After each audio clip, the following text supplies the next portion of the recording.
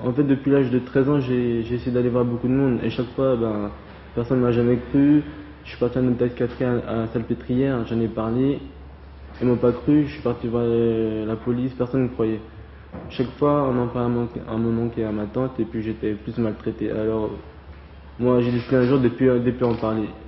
Je me suis enfermé. D'une voix calme et posée, Jennifer, aujourd'hui âgée de 24 ans, raconte le calvaire qu'elle a vécu de l'âge de 7 ans jusqu'à son dépôt de plainte en 97. Son père, dont elle a appris pendant l'instruction qu'il n'était pas son père biologique, l'a violée et l'a obligée à toutes sortes de relations sexuelles, plusieurs fois par jour pendant des années. Le tout avec la complicité et la participation de sa mère, soumise à l'emprise d'un homme violent, autoritaire et pervers. À ses côtés, ses deux frères, dont un mineur, ont subi les mêmes faits, violés à répétition par leurs deux parents.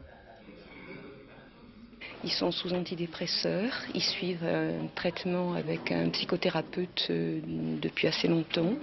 Ils sont suivis par un juge des enfants, y compris le majeur qui a demandé une protection jeune majeur. Et ce sont des garçons qui sont vraiment très cassés. Le père explique qu'il voulait éduquer ses enfants à la vie sexuelle. À la moindre tentative de rébellion, des coups et des menaces. Il reconnaît être obsédé sexuel et ne semble avoir eu aucune notion des limites à ne pas franchir. Judiciairement, c'est quelqu'un qui est en perdition.